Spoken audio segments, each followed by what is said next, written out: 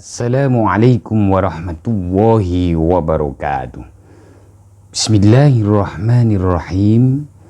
Alhamdulillahilladzi khalaqal mauta wal hayata liyabluwakum ayyukum ahsanu amala wa huwal azizul ghafur. Amma ba'd. Para pemirsa, sedulur-sedulur semuanya yang kami hormati, pada kesempatan kali ini MKV TV melanjutkan kembali kajian kitab Ar-Ruh fil Kalami ala Arwahil Amwat karangan Ibnu Qayyim Al-Jauziyah. Nah, setelah kita kemarin menjelaskan bagaimana respon arwah saat para peziarah tiba dengan pada bab sebelumnya, yaitu hal ta'riful amwatu ziyaratal ahya wa salamahum amla. Apakah orang yang sudah meninggal mengetahui kedatangan para peziarah? Maka pada kesempatan kali ini kita akan melanjutkan pada kajian berikutnya, yaitu mengenai bagaimana hukumnya jika para peziarah itu membaca ayat-ayat suci Al-Quran atau sebagian dari ayat suci Al-Quran.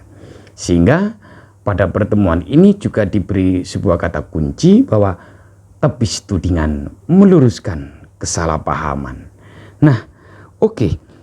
Wa qad dzukira an jama'atin minas salaf. Telah disebutkan, telah dijelaskan dari segolongan, sekumpulan, perkumpulan para ulama salaf, kesepakatan para ulama salaf. Ulama salaf di sini yaitu ulama yang seorang yang dekat dengan era Rasulullah tapi jauh dengan kita. Hal ini tentu beda dengan ulama kholaf. Ulama kholaf adalah ulama yang jauh dengan era zaman Rasulullah, jauh dengan Rasulullah tapi dekat dengan kita.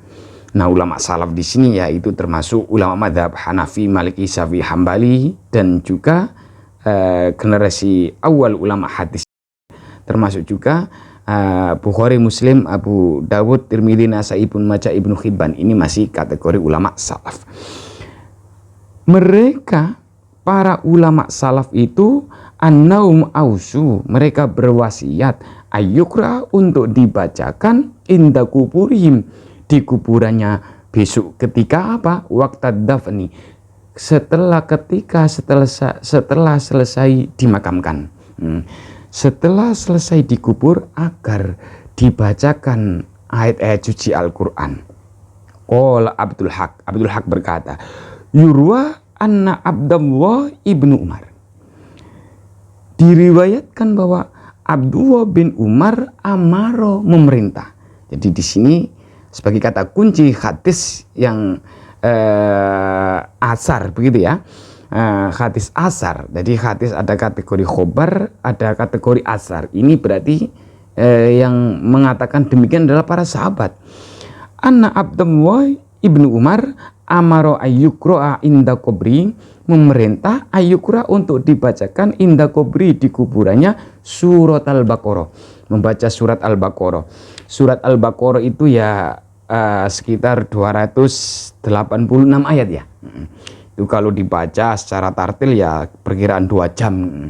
Tapi ada yang sebagian berpendapat bahwa surat Al-Baqarah ini ya dibaca dalam hal ini yaitu di awal surat dan di akhirnya saja. Seperti yang sebagaimana ditradisikan oleh sebagian kaum muslimin, yaitu ketika tahlilan itu ya, Al-Baqarah. Nah, di sini belum ada redaksi surat Yasin ya.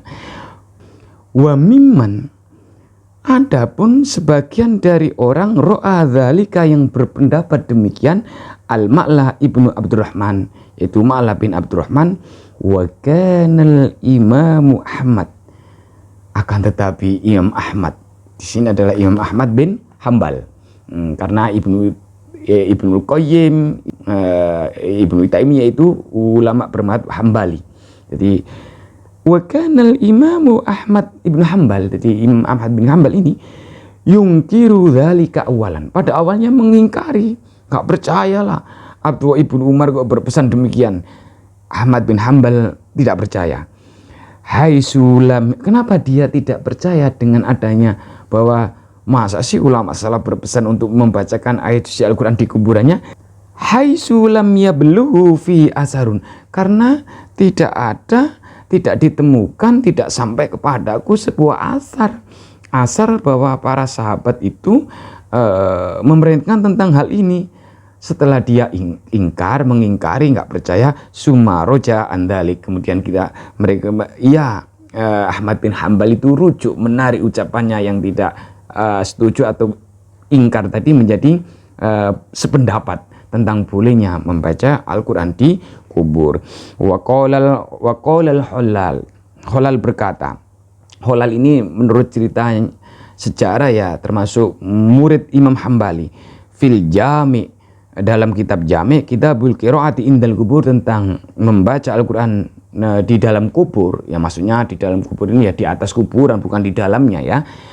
Akhbarana Al-Abbas ibnu Muhammad ad-Dawri wa haddatsana Yahya ibnu Ma'in, haddatsana Mubassir al-Halabi, haddatsani Abdurrahman ibnu Allah ibnu Lajlaj an abihi, dari bapaknya, kola berkata, kola abi, bapakku pernah berkata kepadaku, idza ana mitu, jika besok saya meninggal, fadhoni fil lahdi, maka letakkanlah saya fil lahdi. Fil lahdi ini sebuah liang lahat yang agak menyamping, bukan ke bawah tapi menyamping. Wakul, dan katakan bismillahi wala sunnati rasulillah, dalam hadis yang lain wala millati rasulillah wa sunna aliyat turoba senan. Lalu kemudian masukkanlah, timbunlah saya dengan tanah. Wakro, bacalah di samping kepala saya bi Fatihatil Baqarah, dengan membaca permulaan surat Al-Baqarah. Karena alasannya fa ini, karena sesungguhnya saya, katanya bapaknya yang berpesan tadi, agar ketika meninggal besok dibacakan surat Al-Baqarah di samping kepalanya. Fa ini sami'tu Abdullah, karena saya mendengar sami'tu Abdullah ibnu Umar, saya mendengar Abdullah ibnu Umar yaqulu dzalik, berpendapat demikian.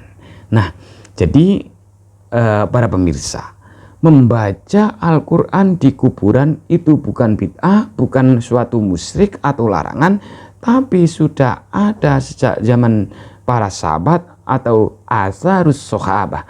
Sudah pernah diceritakan, sudah pernah terjadi pada zaman di era sahabat. Nah, kami kira cukup. Besok kita akan melanjutkan lagi tema kitab Ar-Ruh ini dengan spesial bulan Ruah, ya, edisi spesial bulan Ruah. Kurang lebihnya maaf. Wallahul muwaffiq, wallahul musta'an, wa ilaihi tuklan, wal afu minkum. Assalamualaikum warahmatullahi wabarakatuh.